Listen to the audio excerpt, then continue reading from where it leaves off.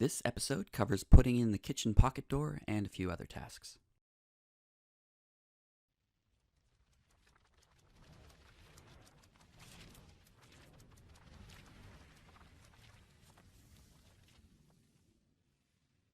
Let's start with a quick look at the plan so you can understand why. This central ring is the main space, and this section to the east is the bedrooms.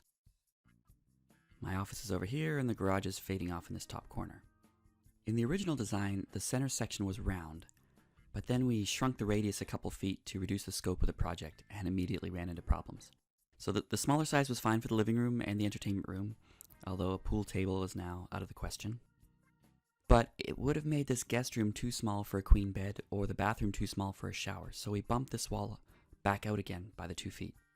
We also had to meet code with the stairs, and this radius was just enough so the stairs would end 4 feet before the mechanical room door. So this whole guest segment was at its minimum, and we couldn't bring it in any smaller. But for good flow, I wanted to get from the kitchen into the mudroom and garage and north patio. So I needed a door here, and I was trying to figure out how to fit a door in this corner without making its radius any larger.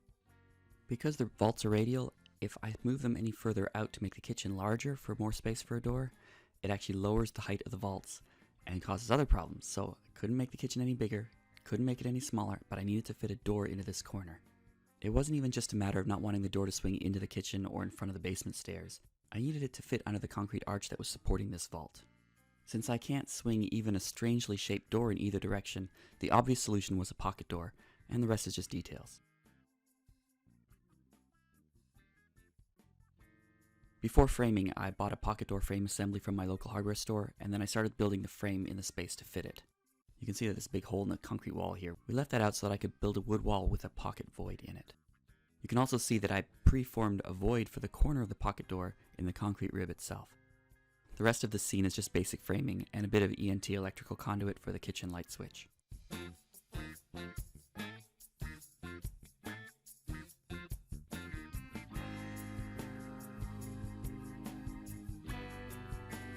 I filled the voids in the wall with insulation just for acoustic purposes. We wanted the finish here to match the other stucco walls. In prep for that, we covered in roofing underlayment and lath. Then I took a closer look at the trapdoor kit that I'd bought, and I decided it was cheap garbage. Bad bearings, metal looked flimsy, the rail looked flimsy. It just wasn't worth installing.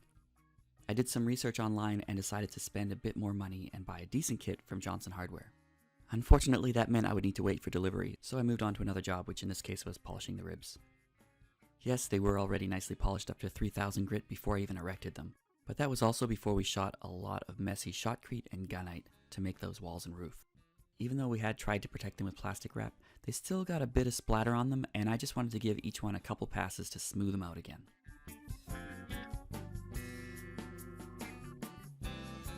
Sherry and the boys spent this month painting their rooms. This is David's room.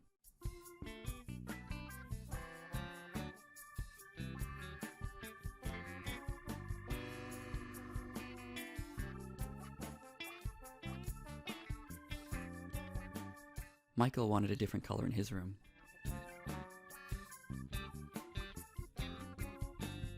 While up on the ribs, I decided to switch gears and fill in some of the gaps. There were some voids in the gunite roof.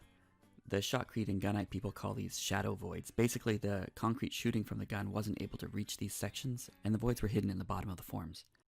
Now with the forms gone, I can see the voids, so I mixed up some mortar with some waterproofing admixture, and I stuffed it into all the voids. It doesn't need to be pretty because we'll stucco over this later. This box will take power along the top of the rib for the drop lights over the island. It's controlled by a switch. Back to rib polishing. You polish in successively finer grits. I didn't really have to start these ribs from scratch, but I did need to use a few wheels on each to get them back up to what I wanted. These clips are my second of 3 passes. Still waiting on that door hardware. It took them 10 days and a couple phone calls before they even shipped it. But it's probably best to get the wet work out of the way before I install it anyway.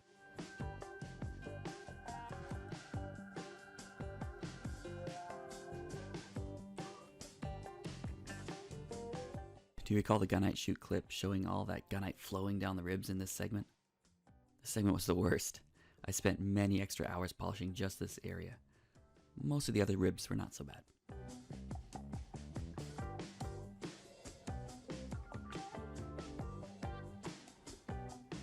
My electrical wet polisher was garbage in this vertical position because it kept getting wet and giving me electric shocks.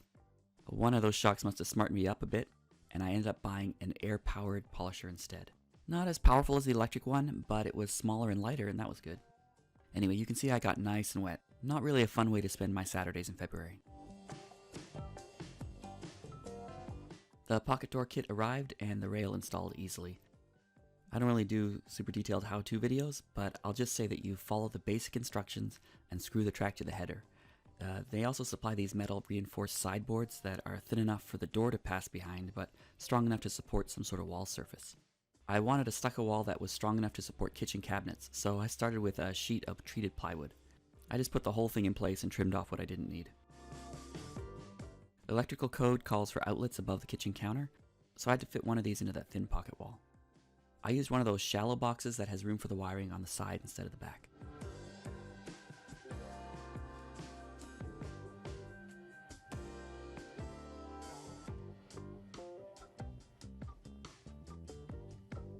Then fitting plywood that tucks under the arch. I'm usually good at this puzzling stuff, so I was frustrated how many times it took me to get it right. But at least I made both sides at the same time.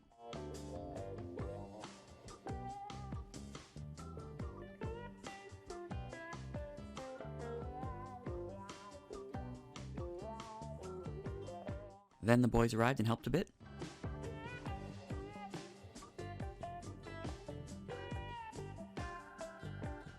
Next, I packed a bunch of my old EPS insulation scraps into the section above the door and then closed it up.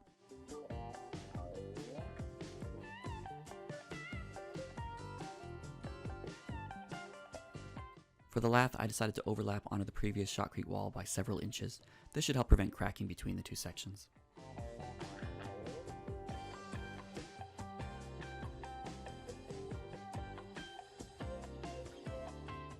Those glass blocks let light pass between the kitchen and the basement stairs.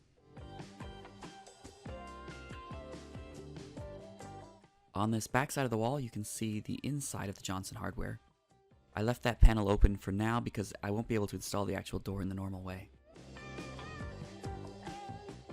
The trim is cedar. I knew I wouldn't be able to keep the weather off this door frame for a while longer, so I went with something long-lasting. The only catch is making sure that all my screws could handle the corrosive wood. This trim also acts as the edge for the stucco, so it's good to put it on now.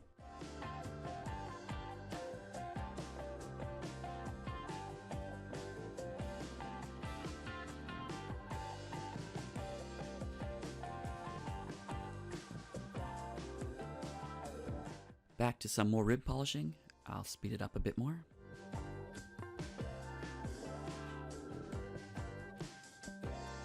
Meanwhile, Sherry's finishing up her painting work on the other side. She got it all done during this period.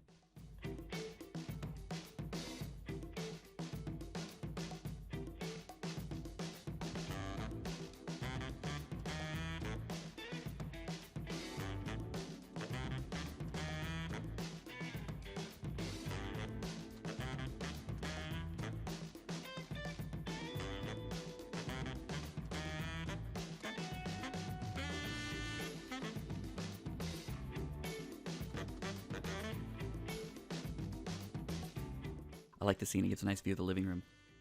The dining room is off in the distance, and the kitchen is hiding around that corner.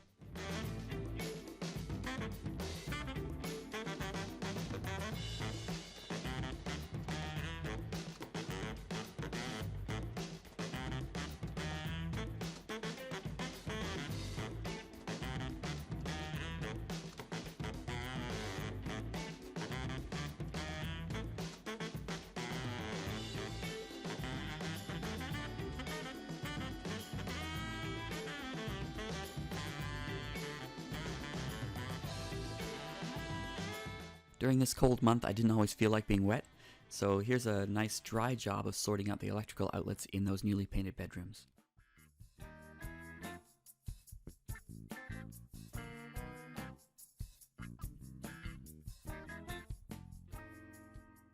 Electrical work is very easy, and doing it myself has saved me many thousands of dollars.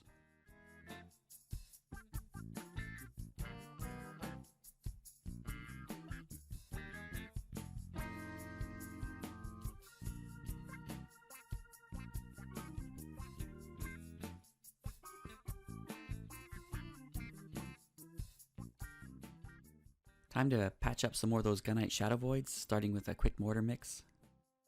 The void goes between the two vaults, so I cleaned out the little bits of sand that were in there, and then I started putting up some lath to help hold the wet mortar in place. Another unintentional pass through, so I stuffed it with lath first. The lath just keeps that mortar from slumping.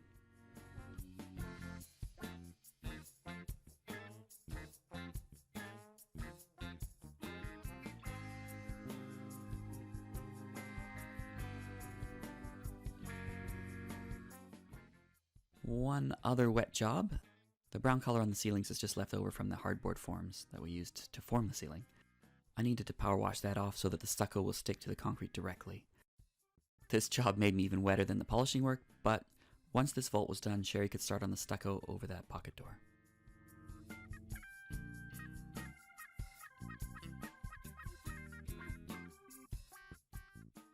She started on a scratch coat that extended over all the lath. This was all back when we were still mixing the stucco in that wheelbarrow.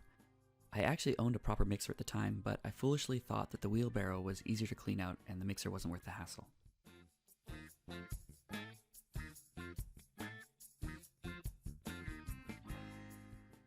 A week later, we came back to do the brown coat stucco. Sherry starts by wetting the walls so they don't just suck the moisture out of the stucco before it can stick and cure.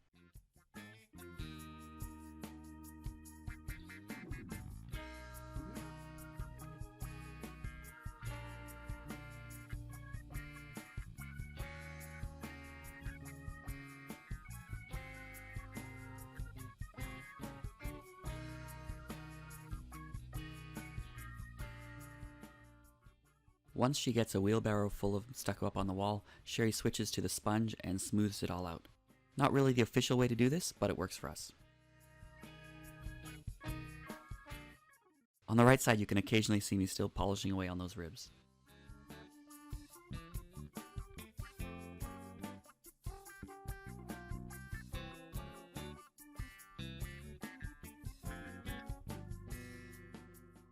By this point, there are about 3/4 of an inch of stucco over the lath and walls, so you can't even see the transition between the pocket section and the solid wall at all.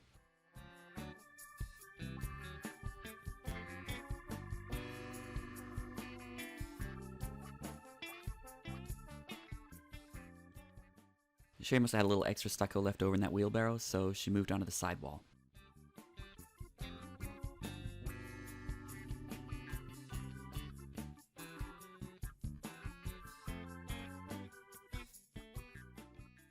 Video update at the end here. This is how things look after a bit of paint and electrical have been added.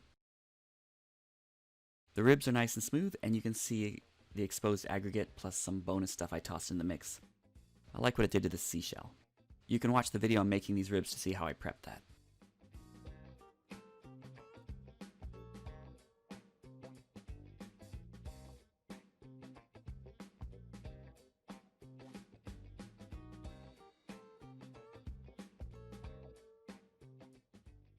You can see this concrete rib pocket was prepared just for that track. These door hangers have good quality wheels with nice ball bearings and nice track. I'm looking forward to the soft close feature when they get near the end of the track. I'm glad I upgraded to this kit.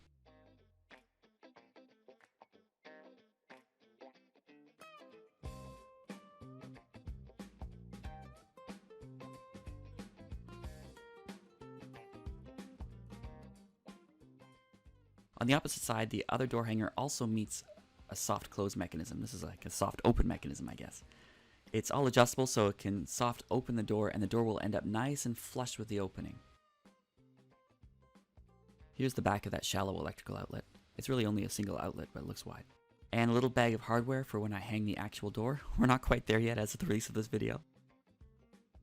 Speaking of installing the door, I cut this piece of scrap just to show you the basic process. You can see that it has to be a bit wider than the 35-inch opening so that it can close completely.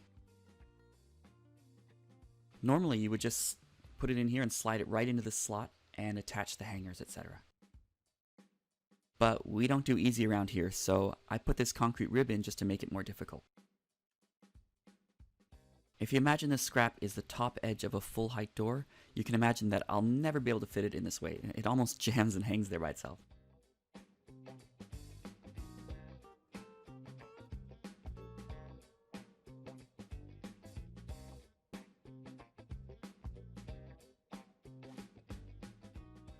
which is why this side is still open.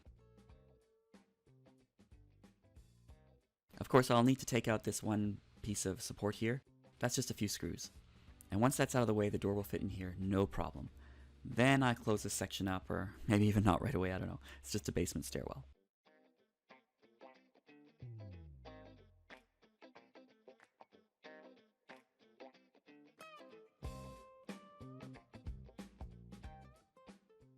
Well, that's it.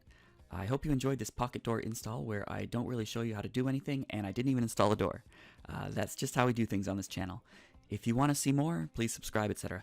Oh yeah, this is our mudroom, so mixing in here has splashed some stucco spots on the wall. I don't care about it on the stucco sections, we'll just paint over that. But I am not looking forward to polishing this roof section one more time. Oh yeah, that's the mixer that we use now. In the next video, spring arrives and we get outside to work on the north wall.